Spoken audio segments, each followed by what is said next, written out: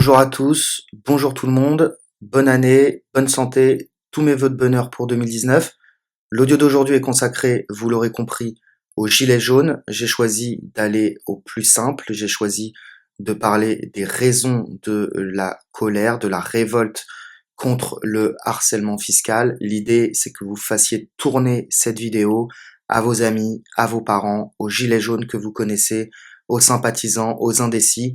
C'est en quelque sorte ma contribution à l'effort de guerre, c'est ma modeste contribution pour que le mouvement perdure et s'amplifie. Si après l'écoute de cet audio, vous n'êtes toujours pas révolté, si après l'écoute de cet audio, vous n'avez pas envie de mettre votre gilet jaune et de foutre la merde, c'est que moi personnellement je ne peux plus rien faire pour vous.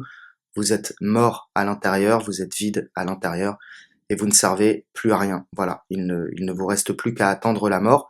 Je vous l'ai dit, les gilets jaunes, c'est d'abord et avant toute chose une révolte contre le harcèlement fiscal. Ça a commencé par une petite augmentation de taxes sur les carburants, une de plus, et ça a été la taxe qui a fait déborder le vase de la colère. Les gilets jaunes, c'est une révolte fiscale, c'est une révolte contre le harcèlement fiscal que nous subissons tous. C'est un mouvement qui n'a pas de revendication particulière, c'est un mouvement simple, c'est une colère violente qui explose contre les politiques menées depuis 40 ans, contre nos intérêts. C'est un mouvement sans porte-parole, sans parti politique, sans syndicat, et c'est très bien comme ça, c'est comme ça que ça marche, c'est pour ça que ça marche et ça doit continuer ainsi. Pas de débat compliqué sur l'Union européenne, pas de discutaillerie sur l'immigration, sur la création monétaire, sur le clivage droite-gauche, sur les complots qui manipulent nos élites. Rien, on parle simplement de pognon. C'est un langage que absolument tout le monde comprend. C'est ce qu'il y a en fait de plus fédérateur. Je rappelle qu'en France, pour commencer, il y a un peu plus de 10 millions de chômeurs et de travailleurs pauvres, voilà, sur à peu près 30 millions d'actifs. Un chômeur, un travailleur pauvre, ça veut dire que c'est quelqu'un qui vivote, qui fait des petits boulots, qui ne peut pas se loger, qui vit sous le seuil de pauvreté. Ça représente tout simplement un tiers des actifs. Voilà, en France, vous avez déjà, pour commencer, une chance sur trois d'être dans la merde. Et ça, c'est pas parce que les gens ne veulent pas travailler. Ce chômage, cette précarité, elle est structurelle. Elle a été voulue par les politiques. C'est une volonté politique menée depuis 40 ans.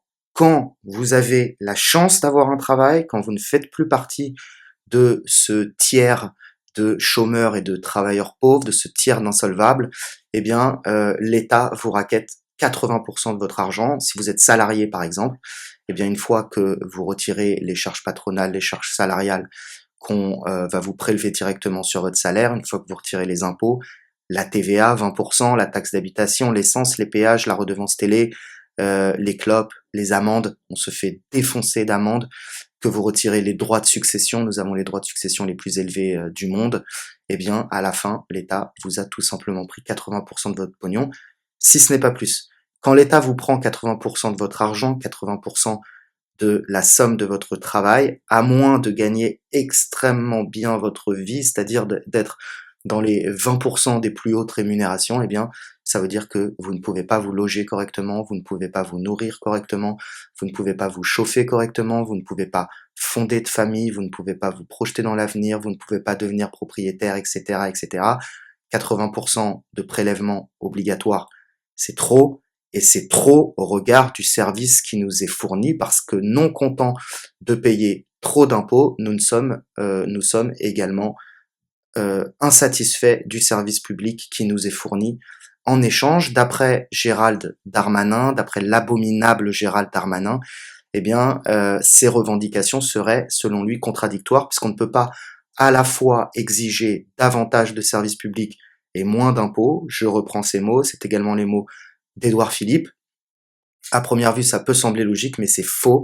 Ce serait vrai si et seulement si l'État dépensait scrupuleusement nos impôts pour le service public, pour les services publics régaliens, les services publics auxquels nous tenons, la santé, la justice, la police, les aides sociales, le chômage, les retraites, etc., etc. Or, c'est faux. L'ensemble de notre argent ne sert pas à cela. L'État jette notre argent par les fenêtres et nous allons voir comment et nous allons voir surtout pourquoi. Pour ce faire, nous allons énumérer ensemble toutes les dépenses inutiles et scandaleuses que j'ai répertoriées et nous allons calculer au fur et à mesure combien tout cela nous coûte. Vous allez voir que ça nous coûte un pognon phénoménal. L'État nous prend pour des putes, il nous fait tapiner et à la fin, il se torche avec notre oseille, il utilise cet argent pour corrompre, pour manipuler l'opinion publique, pour donner de l'argent aux copains, aux entreprises, aux marchés financiers. C'est un véritable scandale. On commence tout de suite. Alors je vais commencer directement par le plus gros scandale financier en France, c'est la fraude fiscale. Elle est estimée à 100 milliards d'euros par an. Vous m'avez bien entendu, 100 milliards d'euros par an, ça représente à peu près 10% du budget total de l'État, État, collectivités locales, établissements publics, tout confondu. C'est pas moi qui annonce ce chiffre, c'est un rapport du syndicat Solidaire Finances Publiques qui sort un rapport tous les 5 ans, un rapport très étayé, très précis sur le sujet.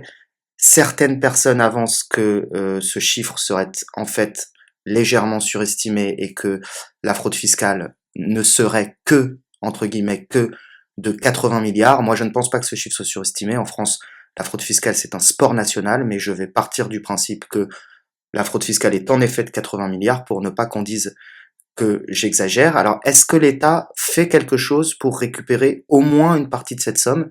Eh bien, absolument pas. La fraude fiscale a augmenté de 20% en 5 ans et l'État a supprimé 38 000 postes dans l'administration fiscale depuis 2013. Vous m'avez bien entendu, l'État a supprimé 38 000 postes dans l'administration fiscale depuis 2013, parmi eux énormément de contrôleurs fiscaux, et l'État prévoit de supprimer encore entre 16 et 20 000 postes dans l'administration fiscale d'ici 2022 sous l'autorité de notre cher ministre Gérald Darmanin. Donc, moyennant quoi, quand vous avez de l'argent en France, quand vous avez les moyens de gruger le fisc, c'est-à-dire quand vous possédez du patrimoine, eh bien, vous pouvez escroquer le fisc absolument sans danger. Le rapport bénéfice-risque est très largement en faveur du bénéfice, donc vous grugez les impôts absolument comme vous voulez. Ce laxisme a une raison d'être, c'est de la complaisance. Le gouvernement ne veut pas trop harceler ceux qui ont de l'argent, c'est plus facile d'aller faire les poches des pauvres, des petits travailleurs, de la petite classe moyenne. Donc il n'y a aucune volonté politique d'aller chercher cet argent. Je dis bien il n'y a aucune volonté politique d'aller chercher cet argent. Je crois qu'avec un minimum d'efforts, on pourrait très facilement en récupérer au moins la moitié avec un minimum de courage et de volonté politique. La moitié de 80 milliards, ça fait 40 milliards. Ça ne me semble pas être complètement utopique comme objectif. Ces 40 milliards, c'est autant d'argent qu'il va falloir aller chercher ailleurs, c'est-à-dire dans vos poches. Donc c'est de l'argent que vous perdez directement. Donc nous allons commencer par mettre les 40 milliards de l'évasion, de la fraude fiscale, puisque l'évasion fiscale c'est autre chose. Nous allons mettre les 40 milliards de la fraude fiscale dans la cagnotte qui s'élève donc à 40 milliards pour le moment et on continue. On continue donc avec la fraude sociale. Elle est estimée en France à 25 milliards d'euros par an. La fraude sociale, c'est le travail au noir, les employeurs qui ne déclarent pas leurs employés ou qui ne déclarent pas entièrement leurs employés. Ce sont les gens qui fraudent les services sociaux, qui fraudent la sécu, qui fraudent le chômage et compagnie. 25 milliards d'euros par an. Il y a très peu de temps, un magistrat a fait la une de l'actualité. Il s'appelle Charles Prats. Il y a son visage qui s'affiche à l'écran. Il a travaillé sur la question au sein d'un pôle qui était chargé de détecter la fraude fiscale, sociale et douanière. Et il a découvert à cette occasion que 10% des numéros de sécurité sociale étaient des faux. Ça représente une fraude de 14 milliards d'euros par ans. Il a alerté les autorités compétentes et il ne s'est absolument rien passé. Rien n'a été fait alors qu'il est très facile de détecter les faux numéros de sécurité sociale. Je mettrai sûrement un lien d'une interview de Charles Prats en bas de la vidéo. Donc avec un minimum d'efforts, on récupère déjà 14 milliards. Alors pourquoi l'État ne fait rien contre la fraude sociale? Eh bien, c'est de la lâcheté, tout simplement. C'est un moyen d'acheter la paix sociale, de ne pas mettre le feu aux poudres. Pareil, il serait absolument utopique de vouloir récupérer l'entièreté du montant de la fraude sociale, mais la moitié me semble être un objectif raisonnable. On va dire 12 milliards, on peut récupérer très facilement 12 milliards sur la fraude sociale, c'est un chiffre gentil, voilà, je suis gentil. Donc si on met 40 milliards de fraude fiscale plus 12 milliards de fraude sociale, eh bien ça fait en tout 52 milliards de manque à gagner, 52 milliards qu'il va donc falloir aller chercher dans vos poches. On continue.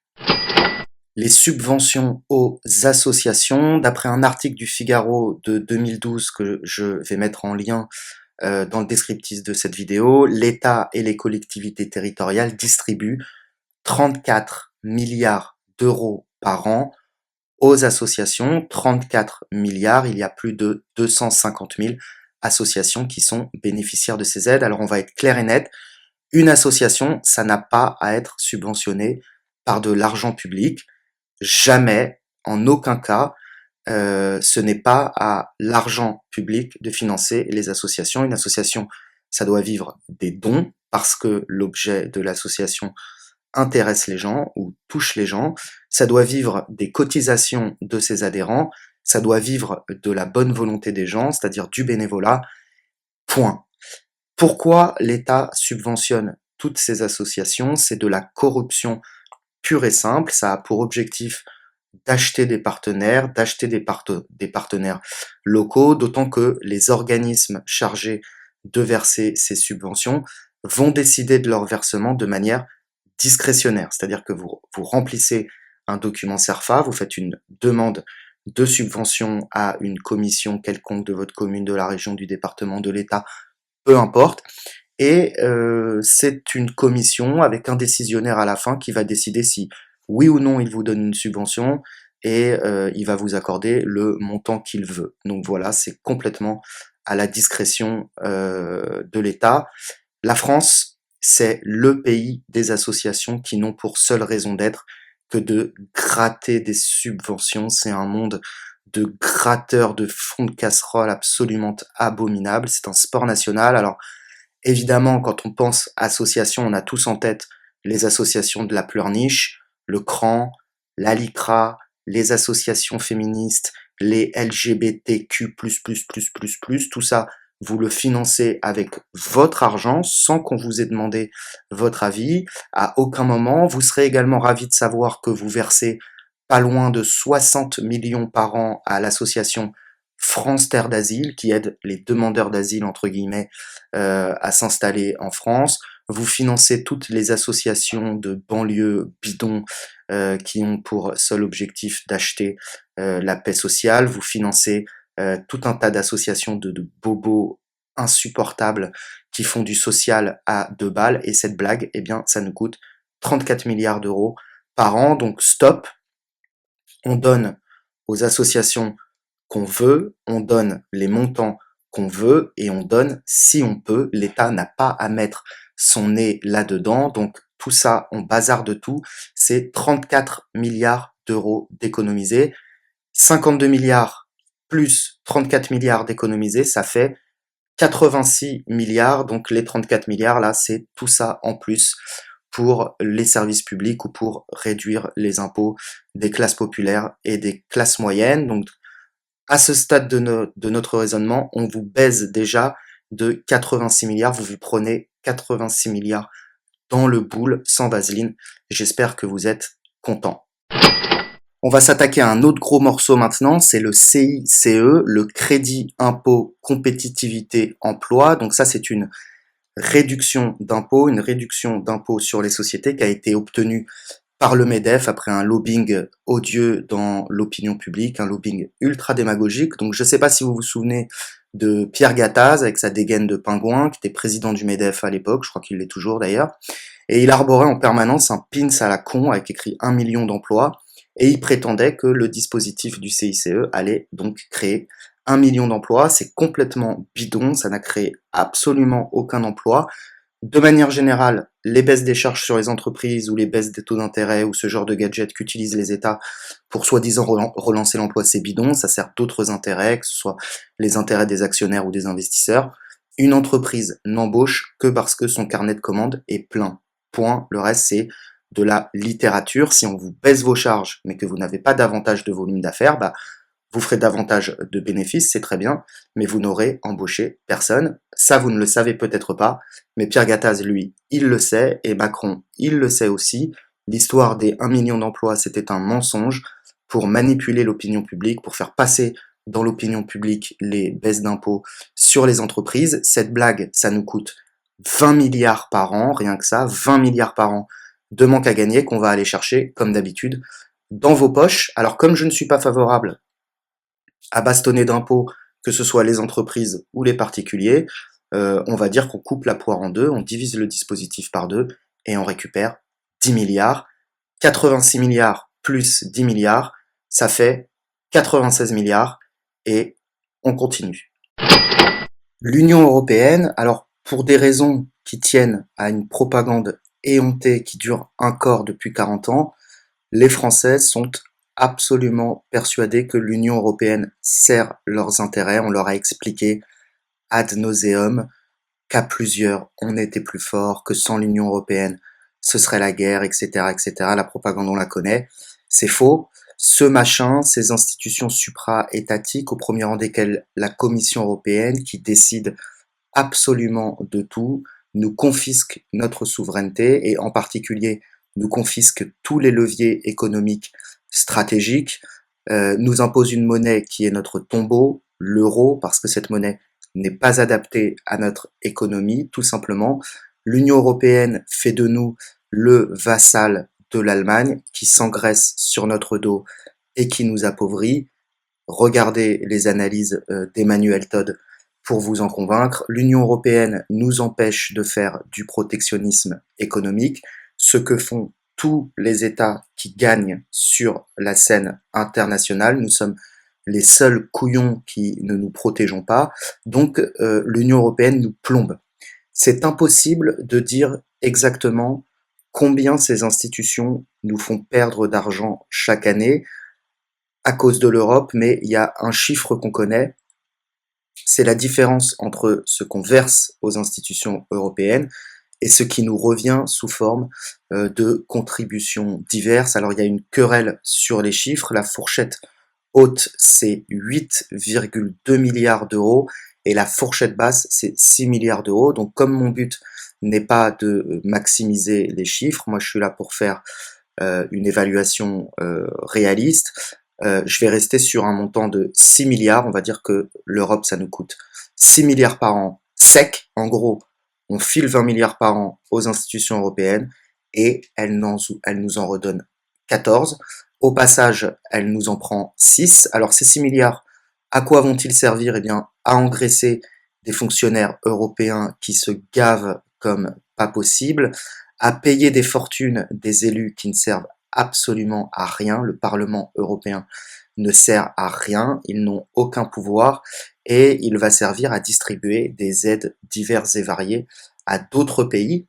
Alors, si les caisses sont vides, comme le prétend l'ensemble des membres du gouvernement, eh bien, il n'est pas question que nous aidions les autres pays européens. On aide quand on peut, et puis quand on peut pas, on n'aide pas. Point. Donc, si on sortait de cette construction politique impérialiste délirante qui de toute façon va s'écrouler, est en cours d'écroulement, eh bien, on économiserait d'entrée de jeu directement 6 milliards par an minimum. Donc, 96 milliards plus 6 milliards, si mes calculs sont bons, ça fait 102 milliards, 102 milliards que vous vous prenez dans le cul. J'espère que vous êtes vraiment, vraiment contents. On continue. On continue avec l'audiovisuel public en France. Alors l'audiovisuel public en France, c'est 12 chaînes de télé, France O, France 1, France 2, France 3, France 4, France 5, France 24, TV5, Arte, la chaîne parlementaire publique Sénat, MCD, je sais même pas ce que c'est cette chaîne, c'est comme ça, c'est une chaîne qu'on paye mais on sait pas ce que c'est. Et c'est 8 stations de radio, France Inter, France Bleu, France Info, France Culture, France Musique, Le Move, FIP et RFI. L'audiovisuel public, c'est aussi l'INA, l'Institut national de l'audiovisuel. Alors tout ça mis bout à bout, ça nous coûte 4,5 milliards d'euros, 4 milliards et demi, et c'est ce que vous payez avec la redevance qui tombe chaque année. Alors je vais pas vous dire que tout l'audiovisuel public c'est de la merde, parce que je voudrais pas être démago, mais facile 90% c'est de la grosse merde. Donc l'audiovisuel public n'apporte rien d'un point de vue qualitatif qui puisse justifier son existence. L'audiovisuel public nous propose des jeux à la con, des reportages à la con, des débats de vieux séniles complètement déconnectés du réel. Donc si l'État gardait une chaîne, où on pourrait avoir l'actualité régionale par exemple, il garderait une station de radio, un site internet à la limite où on pourrait voir les commissions parlementaires, les débats parlementaires, on garde l'Institut national de l'audiovisuel, budget max 500 millions d'euros, ça suffirait vraiment largement pour avoir un audiovisuel public de qualité. Donc l'audiovisuel public, c'est 17 000 agents, c'est des montagnes d'argent gaspillées, on dégage tout ça, on économise 4 milliards, voilà. Quand on n'a pas d'argent, comme nous le répètent les politiques, nous n'avons pas d'argent, nous sommes ruinés, eh bien, quand on n'a pas d'argent, on n'a pas 12 chaînes de télé, on n'a pas 8 stations de radio, on s'en bat les couilles de tout ça. Donc, si mes calculs sont bons, ça fait 102 milliards plus 4 milliards, ça fait 106 milliards d'économiser. J'économise déjà à ce stade de mon raisonnement 106 milliards. C'est pas mal. On continue avec les aides à la presse. Les aides à la presse, ça représente 1,8 milliard d'euros par an qui sont versés sous forme de subventions au titre de presse écrite et en crédit d'impôt pour les journalistes. Vous serez content de savoir qu'avec votre argent, par exemple, l'État verse chaque année 9 millions à Libération, je crois, ce journal de connards, 7 millions à Télé 7 jours, oui, 7 millions pour Télé 7 jours, donc tout cet argent à dégager, ça ne sert à rien. Alors pourquoi l'État dépense autant d'argent dans la presse, dans l'audiovisuel, etc. Eh bien c'est pour la propagande, la corruption, acheter les journalistes, orienter l'opinion publique. C'est ce qu'on appelle de la corruption à l'état pur. On supprime toutes ces subventions. De toute façon, ces subventions permettent-elles d'avoir une presse de qualité? Absolument pas. Plus personne ne la lit. Donc on coupe le robinet, ça obligera les journalistes à intéresser leurs lecteurs, ça peut pas leur faire de mal, ça va les faire bosser un petit peu. 1,8 milliard d'économisés, donc 106 milliards plus 1,8 milliard, ça fait 107,8 milliards. Allez hop, 107,8 milliards d'économisés, on continue.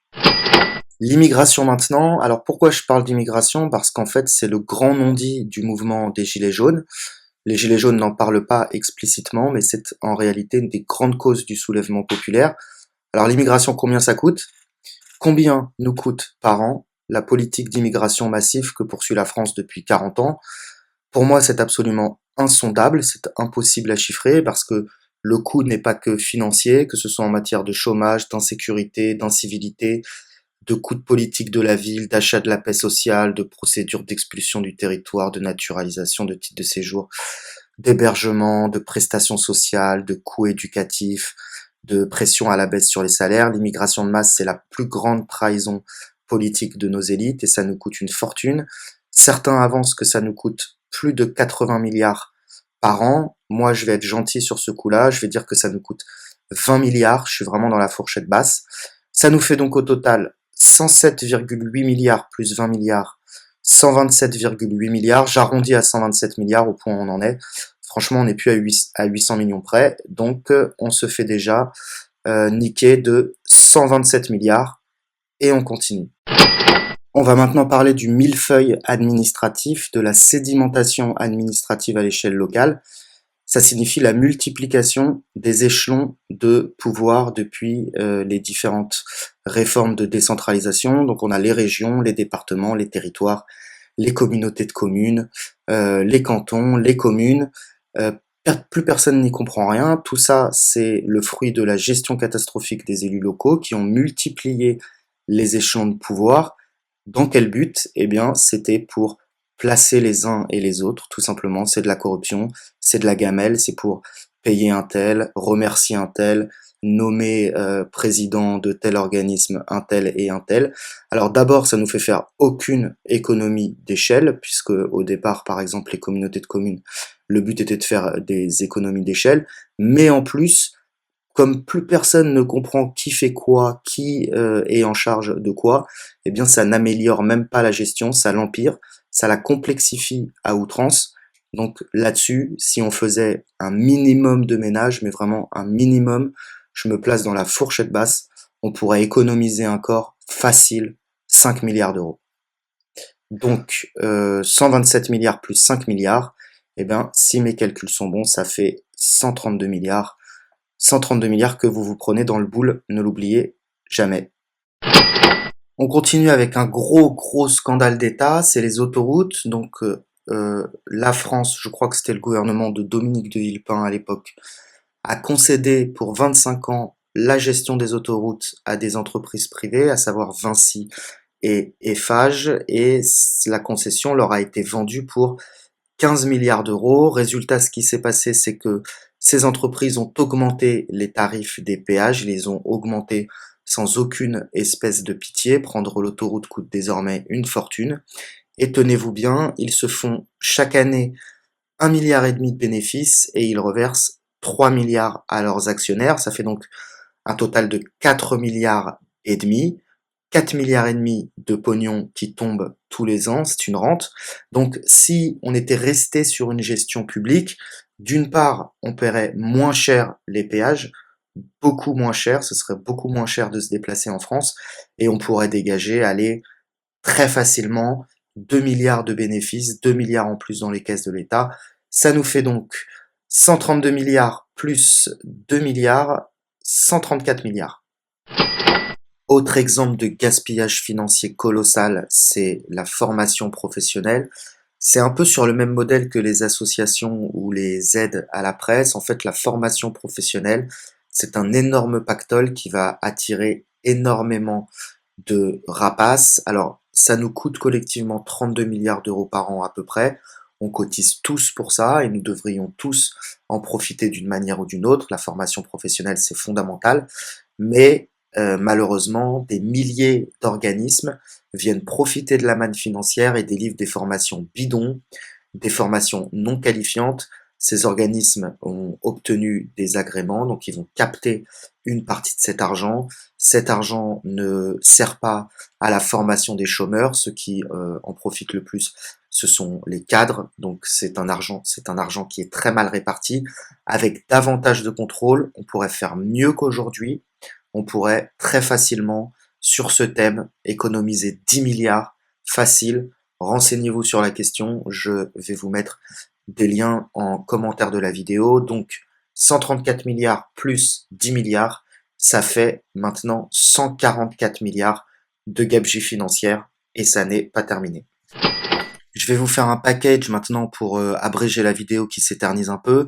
Il y a 1 milliard d'aide à la création versée par le CNC. Donc pareil, le CNC c'est le monde merveilleux des subventions, c'est le monde des créateurs de casseroles qui viennent se gaver de pognon pour faire des films de merde, des contenus de merde. Une partie de cet argent sert à financer les cachettes de Danny Boone par exemple, hein. La chaîne YouTube de Solange te parle ou le comique à la con de YouTube Cyprien, ils se sont pris 50 000 euros chacun quand même, hein, c'est pas mal. Alors pareil, hein, est-ce que ces aides contribuent à faire briller l'excellence de la culture française? Non, donc au contraire même, hein, ça favorise les cloportes, les rapaces, les profiteurs. Donc on zappe, ciao, ça fait 1 milliard d'économiser, donc 144 milliards plus 1 milliard, ça fait 145 milliards. Autre gros dossier, l'optimisation fiscale. Donc l'optimisation fiscale, ça n'a rien à voir avec la fraude fiscale. C'est des dispositifs qui permettent aux entreprises de payer moins d'impôts. On estime que ça nous coûte chaque année 18 milliards. Alors c'est comme les chasseurs, il y a de la bonne optimisation et il y a de la mauvaise optimisation. Si une entreprise fait de bons investissements en recherche et développement, par exemple, et qu'elle a un crédit d'impôt en échange, c'est bien. C'est incitatif, mais le problème, c'est qu'avec tous les dispositifs fiscaux qui existent, il y a des tas d'entreprises qui échappent à l'impôt sur le revenu de manière parfaitement légale, et elles le font parce qu'elles le peuvent. Et elles le font parce que si elles ne le font pas, eh bien, leurs concurrents vont disposer d'un avantage concurrentiel sur elles. Donc, quelque part, elles sont même obligées de le faire. Donc, vous avez Starbucks qui ne déclare aucun bénéfice en France. Vous avez les GAFA, bien sûr, hein, Google, Amazon, Facebook et Apple qui font des montages fiscaux délirants pour échapper à l'impôt. Il y a Total qui fait des montages financiers pour échapper à l'impôt. Il y a Dassault aussi, je crois.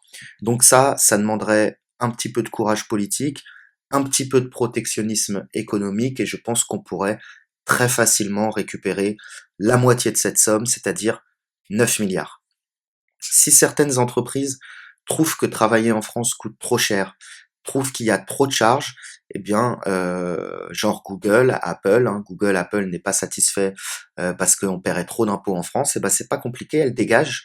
On n'a pas besoin d'elles. Les politiques n'ont pas besoin de leur faire de courbettes. On fera sans elles, on se débrouillera sans elles. On trouvera des entreprises qui seront ravies de faire le même travail et qui seront ravis de payer leurs impôts. Donc 145 milliards plus 9 milliards, ça fait 154 milliards. Autre scandale, c'est les étudiants étrangers en France. Donc en France, vous le savez, il y a énormément d'étudiants étrangers. Il y a tout un tas d'étudiants qui sont là parce qu'il y a eu des échanges entre les pays, par exemple les étudiants Erasmus ou des échanges avec des universités américaines ou japonaises ou que sais-je. Par contre, il y a à peu près 150 000 étudiants qui viennent d'Afrique principalement, qui viennent faire leurs études en France sans contrepartie. On n'a jamais vu un étudiant français aller faire ses études au Cameroun, voilà, hein, c'est pas compliqué à comprendre. Le problème, c'est que l'université française, c'est payé par la collectivité, c'est payé par l'argent public, c'est payé par votre argent.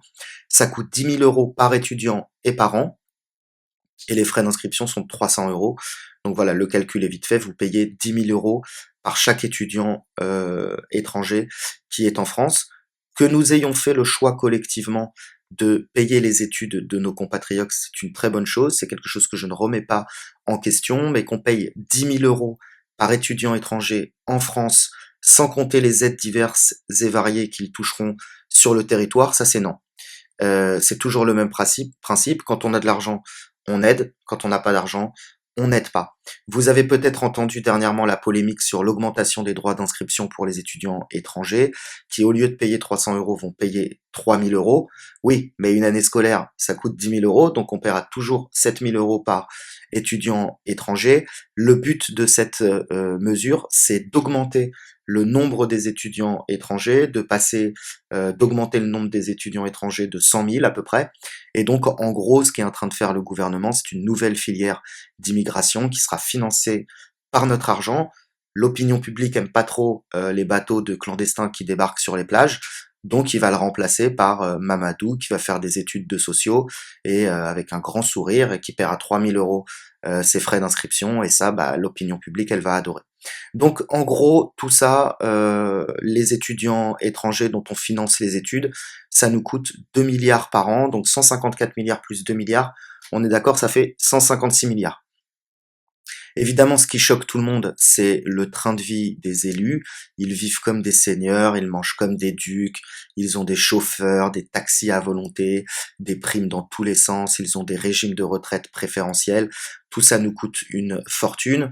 Donc ça, il va falloir que ça s'arrête. Quand on choisit de servir l'intérêt général, quand on choisit de faire de la politique, ça n'est pas un métier, ça n'est pas pour s'enrichir au départ, donc c'est normal que les politiques aient de bonnes rémunérations, mais il va falloir un peu mettre le pied sur la pédale, hein, comme tout le monde, ils vont avoir des tickets restaurants à 7,50 € ou alors la cuisine, le self Sodexo.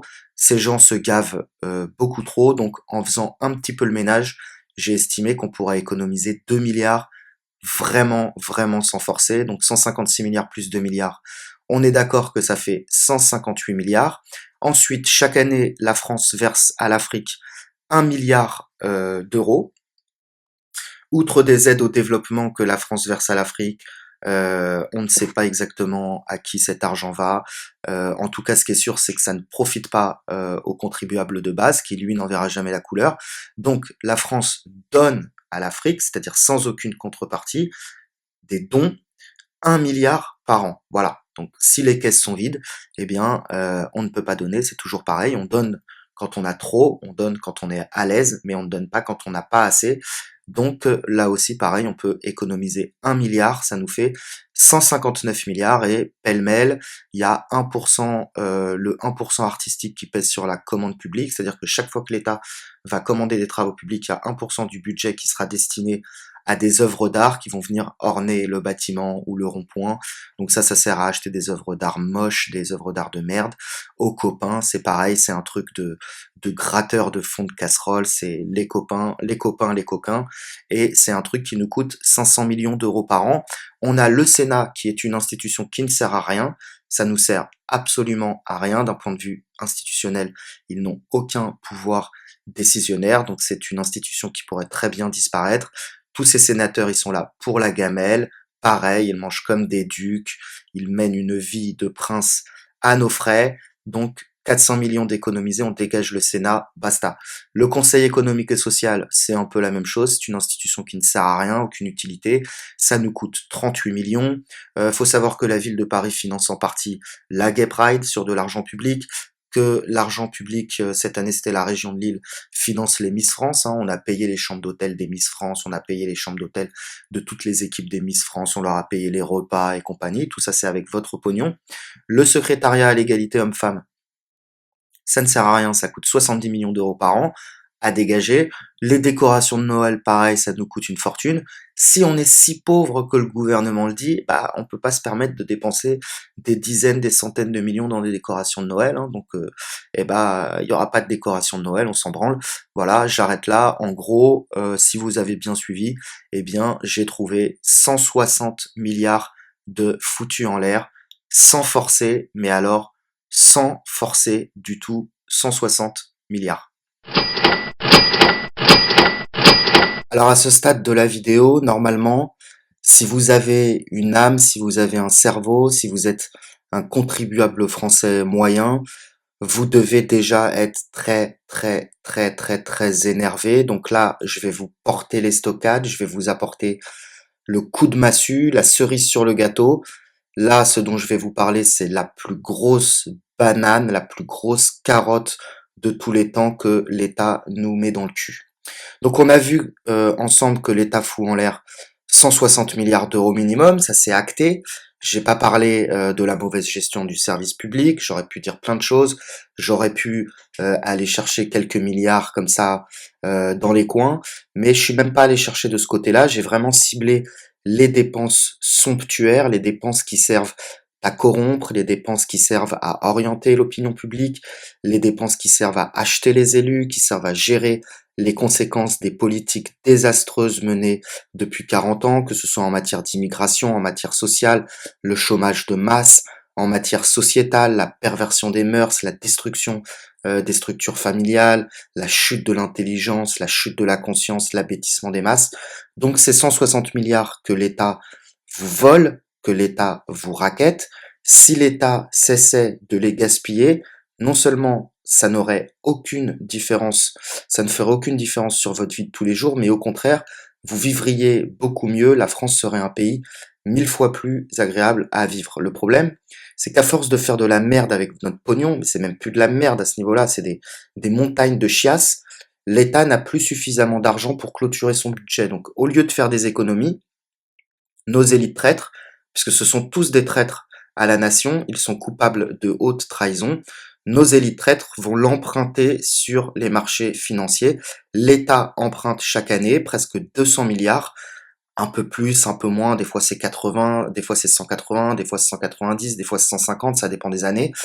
L'État va emprunter pour clôturer son budget, pour payer toute cette merde, et cet argent qu'il emprunte, eh ben, il n'est pas gratuit, on va devoir avec notre argent encore, avec l'argent du contribuable, avec notre pognon, avec celui qu'on vient de nous prendre dans les poches, on va devoir payer des intérêts dessus. Les intérêts de la dette, ça nous coûte collectivement à peu près 40 milliards par an. En réalité, ça nous coûte beaucoup plus d'argent que ça, mais j'ai pas envie de rentrer dans le détail. Et c'est pas grave, de toute façon, vous avez compris que je ne cherche pas à gonfler les chiffres. Donc, nous payons 40 milliards pour payer une dette qui n'a pas lieu d'être, puisque il y a suffisamment d'argent, il y a largement assez d'argent pour financer les services publics, les vrais services publics, ceux auxquels nous tenons, la sécu, la police, la justice, les aides sociales, le chômage, les retraites, etc., etc. Donc, il n'y a même pas besoin de rentrer dans des questionnements compliqués, de savoir si c'est normal que qu'un État emprunte, est-ce que l'État ne devrait pas faire de la création monétaire pour financer son investissement. Tout ça, on s'en bat les couilles. On n'a pas besoin d'emprunter, c'est tout. L'emprunt sur les marchés financiers n'a pas lieu d'être et il n'a pas lieu d'être depuis qu'il existe, depuis à peu près 30 ans. Donc, nous nous faisons voler, en plus des 160 milliards dont je vous ai déjà parlé, nous nous faisons voler 40 milliards supplémentaires pour payer les intérêts de la dette. En tout, ça fait 200 milliards que l'État nous vole. Nous nous faisons tous collectivement enculer de 200 milliards. Donc oui, avec tout cet argent, en effet, on pourrait considérablement améliorer le service public, on pourrait améliorer nos hôpitaux, on pourrait avoir des délais de justice beaucoup moins longs, on pourrait avoir plus de sécurité, on pourrait avoir plus d'aide sociale, on pourrait avoir tout ce que vous voulez et on pourrait surtout faire baisser considérablement la pression fiscale qui pèse sur les travailleurs modestes, c'est-à-dire moi, vous, nous, tout le monde. Donc les gilets jaunes ont raison, les gilets jaunes doivent continuer, ce mouvement doit absolument continuer, c'est vital. Je vais conclure maintenant parce que la vidéo s'éternise un peu. Comme seule réponse pour le moment, Emmanuel Macron, ce mi-science pipoteur, mi-représentant de commerce, mi-employé de banque qui a été mandaté pour détruire la France, a décidé d'augmenter de 100 euros le SMIC. C'est une mesure qui ne sert à rien économiquement. C'est un contresens, ça n'a aucun intérêt, ni pour les smicards, ni pour l'économie du pays. En plus, ce sera financé par l'impôt, ça veut dire encore plus d'impôts pour celui qui a la chance de gagner un peu plus que le SMIC. Donc ça veut dire que Emmanuel Macron continue coûte que coûte son projet de liquider la France, de nous sacrifier sur l'autel de je ne sais quel projet de société. Il se fout de notre gueule. Nous, ce qu'on veut, c'est payer moins d'impôts, arrêter de tapiner pour des gouvernements qui mènent des politiques dont nous ne voulons pas, qui nous plombent, qui plombent l'avenir de nos enfants. Au moins, le peu d'enfants que nous arrivons à faire avec le peu d'argent qu'on nous laisse. J'appelle tous les travailleurs, tous les contribuables, tous les agriculteurs, les artisans, les chômeurs, les étudiants pauvres à continuer à tout niquer. Ce que vous faites, c'est merveilleux. Continuez à tout bloquer, continuez à essayer d'investir les lieux de pouvoir. Si ça se trouve, on va finir par rentrer à l'Élysée. À force d'essayer, on va y arriver. Les flics sont à bout. Ils sont fatigués de taper sur les manifestants. Ils sont fatigués d'exécuter les ordres de fils de pute du pouvoir. D'ailleurs, je tiens à dire que les flics, on vous oubliera pas après ce que vous avez fait pendant la manif des Gilets jaunes. Franchement, vous pouvez vous faire défoncer par des racailles, vous pouvez vous faire tirer dessus. J'en ai plus rien à foutre de ce qui vous arrive. J'en profite aussi pour rendre hommage à tous les blessés graves, les éborgnés, ceux qui ont perdu une main, un œil. Vous êtes des héros, vous êtes nos martyrs. Nous vous devons un respect éternel. À l'heure où j'écris cette vidéo, Benjamin Griveaux, le porte-parole du gouvernement, un odieux macroniste, un macroniste dans toute sa splendeur, a qualifié les gilets jaunes d'agitateurs qui veulent renverser le gouvernement. Sur ce coup-là, je lui donne tout à fait raison. Nous sommes des agitateurs et nous voulons renverser le gouvernement. Si la majorité des Français est assez stupide, est assez débile pour élire des traîtres qui nous baisent depuis 40 ans, il va falloir qu'une minorité déterminée, agressive, parce que les pacifistes sont la pire des races, ce sont toujours historiquement les pires traîtres et on n'a jamais rien obtenu en étant pacifiste. Il faut qu'une minorité agressive se charge de faire le boulot, même si c'est pas pour tout de suite. Le mouvement a montré qu'il existait, il ne s'essoufflera pas et nous finirons par les avoir. C'était Ralph. Abonnez-vous à ma chaîne, abonnez-vous à la chaîne Café des Hommes, où tous les mercredis, avec mes compatriotes Mos Majorum et Martial Néomasque, nous vous fournissons du contenu de qualité sur l'actualité, sur la littérature, sur tout un tas de sujets. Faites tourner cette vidéo au maximum, mettez un pouce bleu, forcez les gens à la regarder s'il le faut. Demandez-moi sur Facebook, mon profil c'est Ralph Atoustra, et si vous voulez soutenir mon travail, n'hésitez pas à me faire un don sur Tipeee.